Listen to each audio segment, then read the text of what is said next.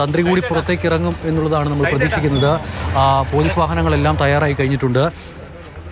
പുറത്തേക്ക് ജിബിൻ തന്ത്രിയെ പുറത്തേക്ക് കൊണ്ടുവരികയാണ്.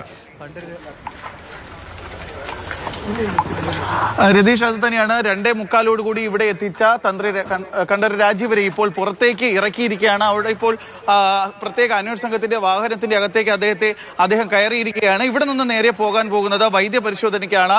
അത് ജനറൽ ആശുപത്രിയിലേക്ക് ആകാനാണ് സാധ്യത.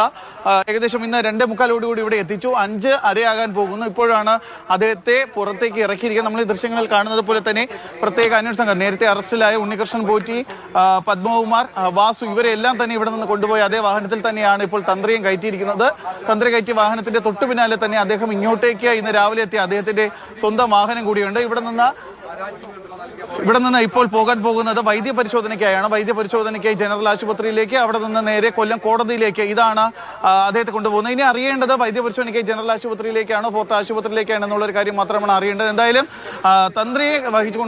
തന്ത്രി കൊണ്ടുപോകുന്ന പ്രത്യേക അന്വേഷണ സംഘത്തിന്റെ വാഹനം ഇപ്പോൾ ക്രൈംബ്രാഞ്ചിന്റെ ഈഞ്ചയ്ക്കലുള്ള ഓഫീസിൽ നിന്ന് പുറത്തേക്ക് വരുന്ന ദൃശ്യങ്ങളാണ് നമ്മളിപ്പോൾ കണ്ടുകൊണ്ടിരിക്കുന്നത്. രതീഷ്, തന്ത്രിയെ പുറത്തേക്ക് കൊണ്ടുവന്നു. കണ്ഠരര് രാജീവരെ അറസ്റ്റ് രേഖപ്പെടുത്തിയതിനു ശേഷം ഇപ്പോൾ ക്രൈംബ്രാഞ്ച് ഓഫീസിൽ പുറത്തേക്ക് കൊണ്ടുവരികയാണ്.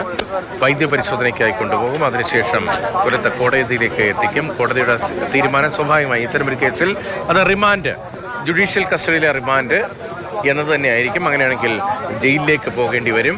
മാത്രമല്ല, അന്വേഷണ സംഘം ചോദ്യം ചെയ്യലും തെളിവെടുപ്പിനും വേണ്ടി കസ്റ്റഡി ആവശ്യപ്പെടാനുള്ള സാധ്യതയുണ്ട്. അത് പക്ഷേ ഇന്നുണ്ടാകണമെന്നില്ല. അങ്ങനെയെങ്കിൽ ജുഡീഷ്യൽ കസ്റ്റഡിയിൽ ഇന്ന് 14 ദിവസത്തേക്ക് റിമാൻഡ് ചെയ്യും. അതിന് തുടർച്ചയായി അടുത്ത ദിവസങ്ങളിൽ വീണ്ടും കസ്റ്റഡി അപേക്ഷ, അന്വേഷണ സംഘത്തിന് കസ്റ്റഡി അപേക്ഷ ഉണ്ടാകും. അതിന് തുടർച്ചയായി കസ്റ്റഡിയിൽ നൽകാനുള്ള സാധ്യത. അതാണ് സാധാരണ നടപടിക്രമം എന്ന നിലയിൽ